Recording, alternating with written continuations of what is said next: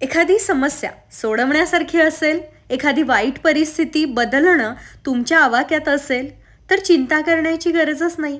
आणि जर ती समस्या सोडवणं तुमच्या हातात नसेल, तर मग चिंता करण्याचा उपयोगच नाही. एकूण काय, परिस्थिती कशीही असली तरी चिंता करण्याचा काहीही लाभ होत नाही. दलाई लामा यांचं हे वाक्य ऐकल्यापासून माझ्यात बराच बदल झालाय. नमस्कार मंडळी, मी सायली, तुमची जवळची मैत्रीण. आपली मुलं, आपलं काम, आपलं आरोग्य अशा बऱ्याच गोष्टींची बऱ्याच जणांना अति काळजी करायची सवय असते, बरोबर ना? तुम्हीही करता का कोणत्याही गोष्टीची अति काळजी? मग आजचा व्हिडिओ तुमच्यासाठीच. पूर्वी ना मी सुद्धा प्रत्येक गोष्टीची काळजी करायची. कधी कधी तर एखादी गोष्ट घडेल म्हणून ती घडण्याआधीच मी त्या गोष्टीच्या काळजीने त्रस्त व्हायचे. बऱ्याचदा बऱ्याच जणांना आपल्या बोलण्याने किंवा नकार देण्याने समोरच्याला काय वाटेल याची सुद्धा चिंता सतावते. घरातील लोकांचं आरोग्य नीटनेटकं राहावं, त्यांनी योग्य ते निर्णय योग्य वेळी घ्यावेत, वेळच्या वेळी त्यांची कामं पूर्ण व्हावीत म्हणून आपण सतत काळजीत असतो.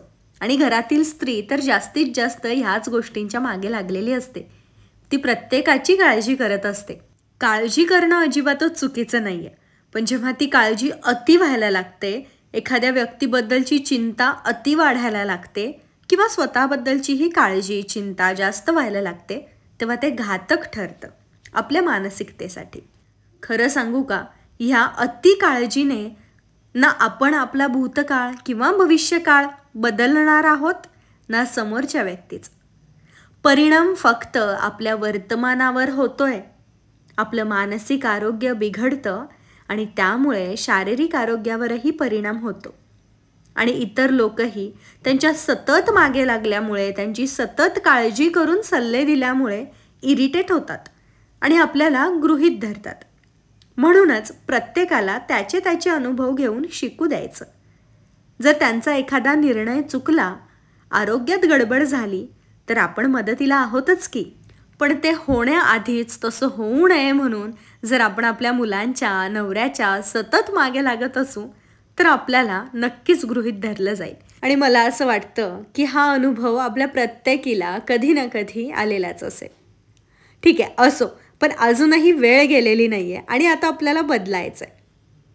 तुम्हाला सांगू का, जेव्हा मी सगळ्या गोष्टींचा शांतपणे विचार केला, माझ्या सगळ्या चिंता किंवा काळजी वाटणाऱ्या गोष्टी लिहून काढल्यावर माझ्या लक्षात आलं की अर्ध्याहून जास्त गोष्टी कधीही घडणारच नाही आहेत. त्या फक्त माझ्या मनातच चालू आहेत. आणि काही चिंता किंवा काही काळजी अशा गोष्टींची आहे ज्या होऊन गेलेल्या आहेत. आता त्याची चिंता किंवा काळजी करण्यात काही फायदा आहे का? मग ज्या गोष्टी कधी घडणारच नाही आहेत किंवा ज्या घडून गेलेल्या आहेत, त्यांची चिंता करण्यात काहीच अर्थ नाही आहे. आणखीन एक आपल्याला काळजी लागलेली असते, ती म्हणजे आरोग्याची आणि कामांची. बरं, आता मला सांगा, जर आपल्याला आरोग्याची काळजी किंवा सतत चिंता वाटत असेल, तर आपण योग्य आहार योग्य वेळेला घेतला, व्यवस्थित व्यायाम केला, तर ती चिंता पळून जाईल. आणि कामांचं, वेळेचं योग्य नियोजन करून कामाचीही चिंता आपण दूर घालवू शकतो. मग हे सगळं असं सुटसुटीत असताना इतका गुंता का करून घ्यायचा आहे? कशासाठी? काहीच गरज नाही आहे ना. आपल्याकडे ना भरपूर वेळ असतो. त्या वेळेत जर योग्य ठिकाणी आपण आपली ऊर्जा नाही लावली, तर ती ऊर्जा नको त्या गोष्टींमध्ये लागली जाते. म्हणूनच नेहमी स्वतःला काहीतरी प्रोडक्टिव्ह करण्यामध्ये बिझी ठेवायचं.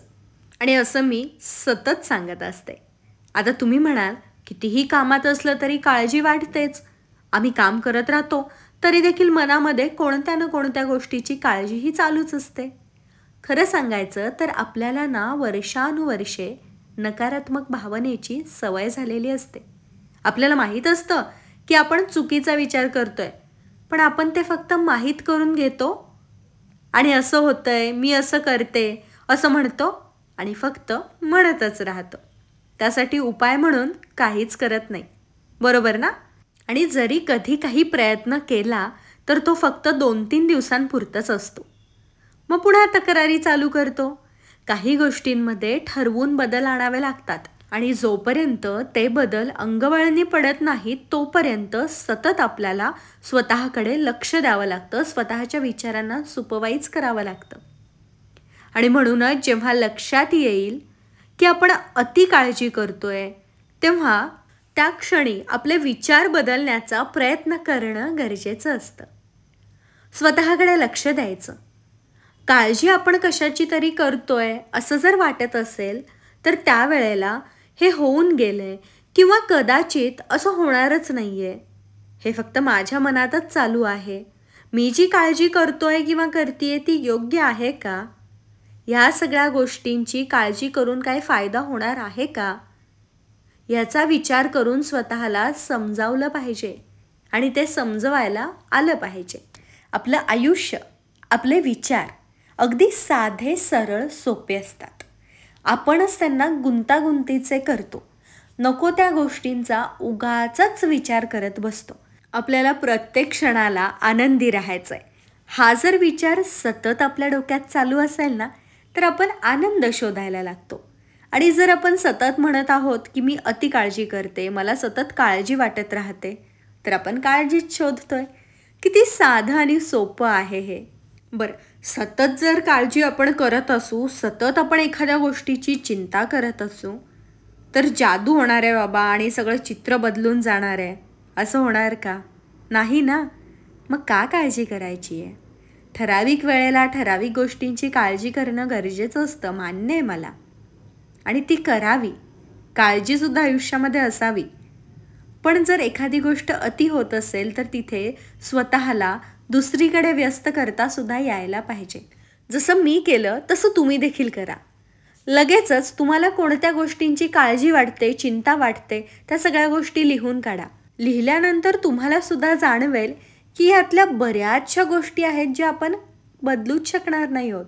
आणि मग काळजी का करतोय आपण त्या गोष्टींची? आणि घरातल्या लोकांची सतत काळजी करणं योग्य आहे, पण ते अति व्हायला नको. कारण त्याने आपल्याला गृहीत धरलं जाणार आहे आणि आपल्या भावनांना महत्त्व दिलं जाणार नाही आहे. आपल्या काळजीला, अति काळजीला नाही महत्त्व दिलं जाणार. त्यामुळे ठरवून हा बदल घडवूयात. जसा मी घडवला तसा तुम्हीही घडवा. अति काळजी करणं थांबवा. आणि त्याचसोबत आणखीन एक गोष्ट करा, ती म्हणजे आजचा हा व्हिडिओ कसा वाटला मला कमेंट्समध्ये लिहून सांगायला विसरू नका. तुमच्या कमेंट्स वाचून मला खूप प्रोत्साहन मिळतं. अशाच नवनवीन विषयावर बोलण्याचं मला बळ मिळतं. लवकरच आपण अशाच एका नवीन छान विषयासोबत, व्हिडिओसोबत भेटूयात. तोपर्यंत स्वतःची काळजी घ्या आणि हो, अति काळजी करणं मात्र थांबवा. जाता जाता चॅनललाही सबस्क्राईब करा.